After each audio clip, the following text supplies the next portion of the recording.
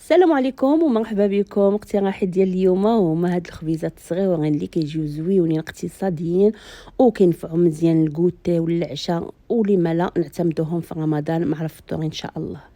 اول حاجه بالنسبه للحشوه كناخذ واحد المقيله كندير فيها شويه الزيت وكنشلض فيها واحد جوج ديال البصيلات، كنخليهم حتى كيبداو يطيحوا واحد شويه.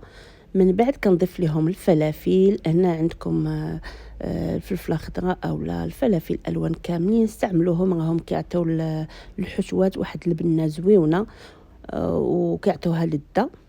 من بعد خديت واحد الصدر ديال الدجاج غير طريف منه اللي طحنته في الهاشوار وضفته لداك الخليط ديال البصله والفلفله. هنا بغيتو تستعملوا الكفته ديال اللحم استعملوها كتجي احسن والذ. صافي هنا كنبقى معك فيها مزيان حتى كتخلط ليا مع ديك البصيله والفلفله وكيبداو كيتشحروا تيطلقوا في بعضياتهم. عاد من بعد غادي نضيف لهم التوابل. هنا عندي معلقه ديال الثوم بودره، معلقه ديال السكينجبير، نص معلقه ديال الخرنقوم بالنسبه للتوابل ديالو اللي بغيتو، ومعلقه ديال التحميره. يعني كل واحد يدير التوابل اللي بغا. هنا عندي التوابل ديال الدجاج غادي نضيف منهم حتى هما الجهد ديال معلقه صغيره، درت نص وجاني قليل وزدت واحد شويه.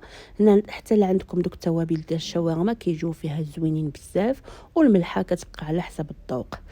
صافي هنا كنخلط كل شيء مزيان وكنخليهم يتشحروا حتى داك الدجاج كيتشرب ديك العطريه كلها. عاد ضفت ليهم شويه ديال القزبره ومعدنوس وخلطتهم مزيان. كيف ما كتعرفوا القزبره ومعدنوس كيعطيو لذه زوينه. البزار كنت نسيتو عاد ضفتو دابا في الاخير. صافي هنا غادي باش نعطي واحد التعليكه لديك الحشوه ضفت ليها شويه ديال الفرماج. عندكم مثلث استعملوه، عندكم فرماج الاخر اولا خلطوا بيناتهم، المهم كل واحد والواجد عنده في الدار. هاد الفرماج كيعطيها واحد التعليكه زويونه. هنا بغيتو شويه ديال الحار انا ضفت معلقه ديال الهريسه، ما بغيتوش بلاش ولكن بالحار تيجيو الذ. صافي هنا الحشوه غنخليها على جنب وغنوجدوا العجينه اللي غنحتاج ليها جوج كيسان ديال الحليب دافي. ما بغيتوش ديروا الحليب، بغيتوهم يجيو شويه شادين ما يجوش رطبين بزاف استعملوا الماء. ضفت ليه معلقه ديال السكر وغادي نضيف هنا الخميره الفوريه، ضفت واحد جوج معلقات صغار اولا معلقه كبيره كيف ما كتعرفوا. دابا راه الحل بارد كنخلطهم مع بعضياتهم حتى كتذوب ليا ديك الخميره واحد شويه. هنا راه ما درتش الملح في الاول حتى تذوب شويه الخميره. عاد غادي نضيف ليها نص كاس ديال الزيت البلديه، بغيتو تستعملوا غير الزيت الروميه استعملوها. خلطتهم مزيان مع بعضياتهم. عاد ضفت ليهم دابا شويه ديال الملحه، يعني كتبقى على حسب الذوق والرغبه. من بعد ما تخلطوا ليا مزيان ضفت ليهم واحد المعلقه ديال الخل اللي كتعطي واحد الهشاشه وواحد الطراوه لهاد الخبيزات كيجيو رطبين وزويونين.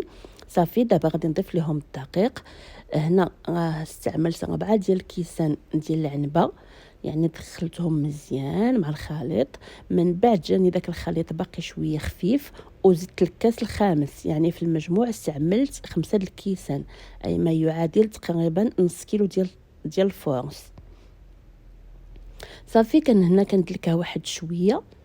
هاد العجينه كتبغي تدلك وراها عجينه رطبه رطبه رطبه بزاف، عرفتو كندلك فيها وراح الزيت البلديه طالعه زوينه. مهم كتكون طيطبه وكتكون باقي تتلصق باليد. صافي هنا حطيتها على سطح العمل وبقيت كندلكها غير واحد شويه ودرتها في بلاستيكه وخليتها ترتاح واحد شويه.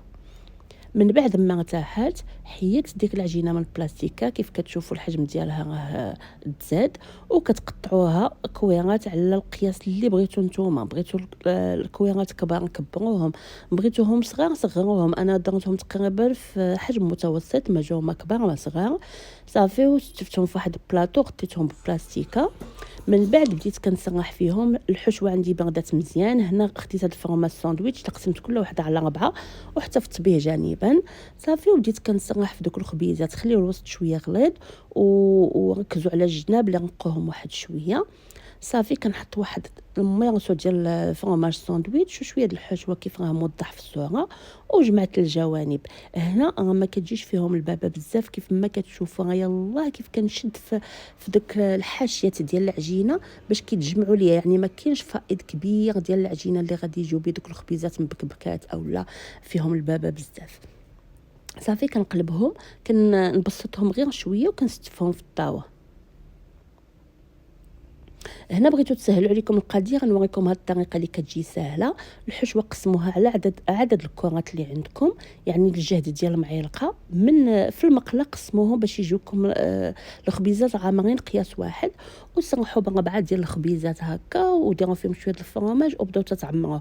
هاد الطريقه عمليه وكتسهل عليكم الخدمه، في ساعه كتكملوا، يعني ما كتاخذوش وقت طويل كاع باش كتوجدوا هاد الخبيزات. بمجرد ما كتكملوا فوق منهم ديك الحشوه صافي كتبداو تجمعوا ليهم الجوانب. ها نتوما مكملين.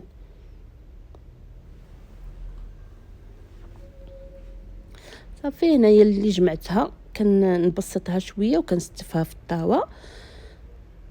هنا خديت شويه ديال الخضر المجففه اللي غادي نزين بها من الفوق، وشويه د الجنجلان خلطتهم مع بعضياتهم.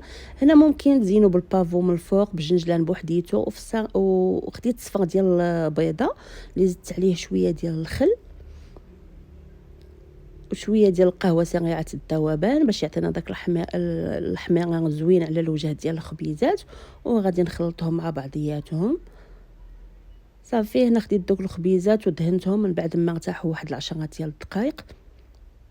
هنا دهنتهم المره الاولى وعاودتهم المره الثانيه، عاد درت واحد شويه ديال الزيتون من الفوق ورشيت ديك الخضر المجففه من الجناب. وهنا ما ننصحكمش باش تستعملوها، في الصراحه اول مره تنجربها ولكن مع الفران راها كتحرق، يعني هي ما تعطيش شي نسمه خايبه، ولكن المهم ما كيبقاش دوك اللوينات ديالها باينين.